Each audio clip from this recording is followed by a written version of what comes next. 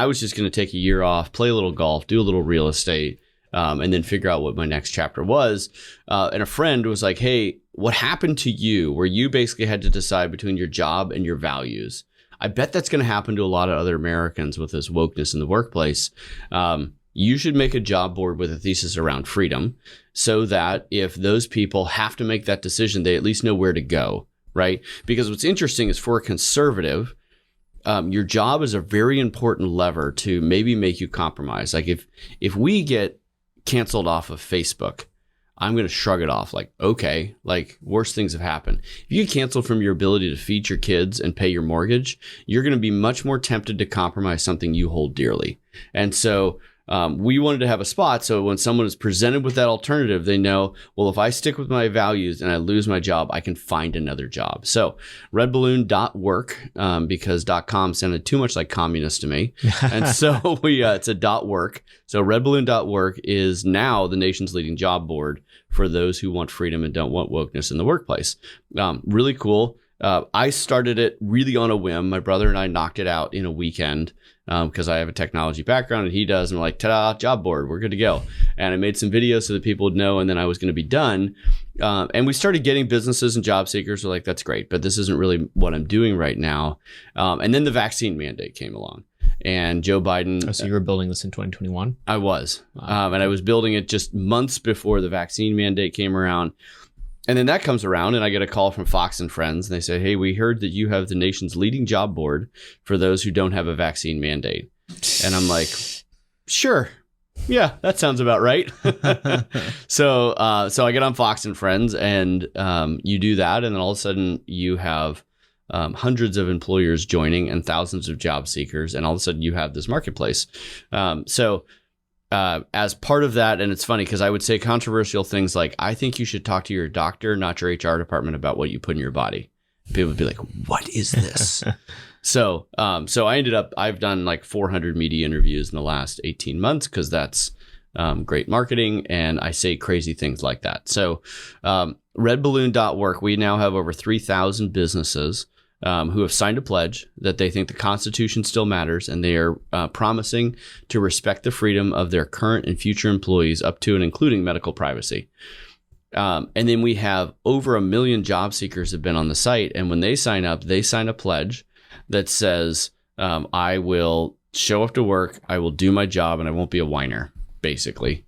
And so when you all of a sudden have a marketplace like that, it's amazing. I have never run a business before where I get these unsolicited thank you notes from perfect strangers who say, you saved my marriage, or you changed the trajectory of my family. Because back to what I said in the beginning, a job, your vocation is such an important part of who you are. And when you are swimming in the waters of woke culture for 8 to 10 hours a day, it will have a huge impact on your worldview, on your outlook on life. And if you can be at a company that's free, that actually believes in freedom, you're going to be surprised what an impact it has. So Redballoon.work, we are a job board for those who care about freedom. We also do some other interesting things for small businesses, because for a small business, hiring is terrifying today. Because if you ask the wrong questions in an interview, you're going to get yourself a lawsuit. But if you don't ask those questions, you're going to get a bad culture fit, and then you're going to get a lawsuit. And so for a small business, I was talking to a small Christian radio station in Texas.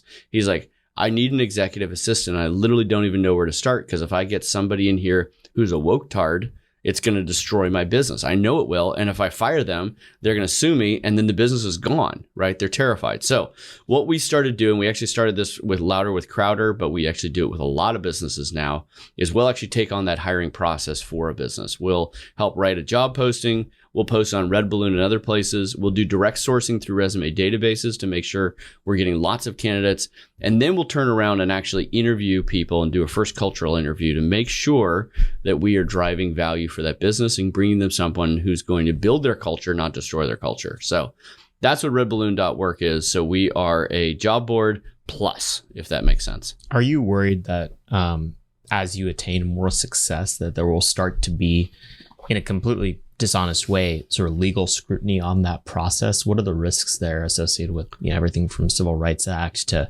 other legal barriers to doing that kind of extreme cultural fit assessment on people? So we have a labor lawyer, and Laura the labor lawyer, which is fun to say. Laura the labor lawyer, she went to Harvard Law School. She was a labor lawyer in California, the People's Republic of California, for 20 years. And so she has a deep understanding of EEOC and all of the things connected with that. And so we are constantly doing training for our staff because there will be legal scrutiny. Someone will go after us. In fact, it's happened multiple times when we got on interviews with people who had applied for jobs and realized they were actually reporters trying to do a hit piece on what we were doing. That's happened a number of times. And our team knows exactly what to do. And like, okay, so are you applying for the job? Are you willing to relocate? No. Okay. It's probably just not a good fit. There's no reason for us to engage in questions about Red Balloon. So that's absolutely going to happen and it will continue to happen. But there are a lot of legal protections in the hiring process, and a lot of conservatives don't take advantage of those in the way that liberals do. You can describe your business all you want, right? You could say, look, we believe in bless the customer. What does that mean to you? Right. And when you asked a question like that, an open-ended, evidence-based question, give us an example of where you blessed customers and really understood that. Well, it's hard to answer that if you actually don't have a deep understanding and a good culture fit. Right. So that's what we do right now. And we interview literally hundreds of people every month for our customers. And it has just been a huge blessing for them. So far, so good. When I call you from prison, I'll let you know. Is there like an anti-red balloon? Like, you must be vaccinated to, yeah. I guess it's Indeed, probably. Indeed. So Answers in Genesis signed up last week on Red Balloon, and we got them a ton of candidates. And the reason they signed up is because Indeed kicked them off. Indeed said, you're a known terrorist organization, Answers in Genesis and all that. Ken Ham actually wrote them a letter saying, hey, we're a religious organization. It's legitimate what we're doing. And Indeed said, nothing doing. You're not allowed on here. We had a small construction company that described themselves as God-fearing and freedom-loving, and Indeed kicked them off forever, for life, because that was a violation of their community standards. We were doing some work for the DeSantis campaign, and Indeed would not allow those job postings on there, regardless of what you think of that whole situation. Indeed was definitely using their worldview to push people off their platform, right? Mm-hmm. And so the reality is that if you go to Indeed, you can find out how to interview a non-binary person in a way that's not offensive. So yes, I would say Indeed is the alternative if you're looking for that.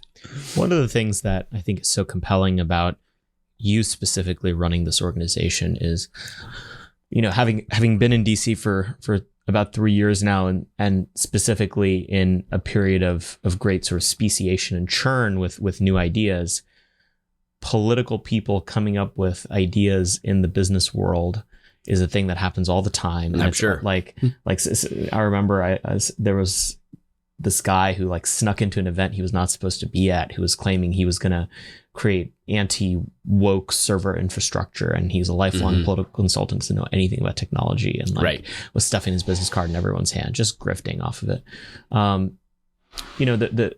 The piece of it that I think is so compelling in your case is that, a political person, a pundit, a commentator could easily come in and say, we're going to create the anti-woke job board. And they may have. I don't know how many organizations like yours exist. But you've actually hired and fired and built a company that had no political valence other than the culture that you were trying to set internally. With that background, what are sort of non-obvious parts of doing what you do that you guys are specifically suited to do better than anyone else? Yeah. Business execution is really hard, and doing business execution while not just blowing through lots and lots of money is even harder. Right. And I would love to avoid any future exits. And I know that every entrepreneur out there, man, I'm going to build this business, build it to exit and make a big check. And there's a reason private equity buys businesses, because they're not idiots. They're buying it because they think they can make more money owning it than not. Right. And so they're willing to put in crazy amounts of money. And why would we want to exit? Why would we want to build? Why would we as conservatives and Christians want to use our creativity, our God-given creativity, to build a business to hand off to someone else? right? And so I would like to build a business that I don't have to exit. Well, doing that requires me to be much more diligent on building infrastructure that didn't cost millions and millions of dollars. I obviously need to be on non-woke IT infrastructure, which we are, because we are very prone to people would want to cancel us if given the opportunity. But we also need to put ourselves in the shoes of customers, and that's hard to do if you're in the echo chamber of DC. Yeah. Right. You're not down with people. And so, this kind of premium product where we go through and we actually do the hiring and we help with that hiring for customers. Well, that came from me hiring a lot of recruiters over the years and realizing there's this weird perverse incentive where there's some good recruiters, but there's a lot of charlatans in that space where they're charging 20 to 30% of the first year salary of the person they hire. So they hire you a $200,000 COO or a $300,000 COO, and they get 20% on that. Well, that's a really big check that a small business, in fact, Moms for America, her board, Kimberly's board, basically said, you need to plan on spending $25,000 per hire and just go out and get yourself a recruiter. And so she posted her jobs on Red Balloon, and she said it was amazing because she got 17 of the best people she's ever seen. And her only sadness was she could only hire one of them, right? And it cost her well less than $1,000 to do that. So that's the kind of innovation that we know we have to do because we've been in the seat of the business person thinking, man, it's going to literally destroy my business if I have to spend this much to hire people. And I know I need valuable people who are culture fit. And so I think you need to have someone who's been in that seat who has the constraints of time and money to be able to build a business like this.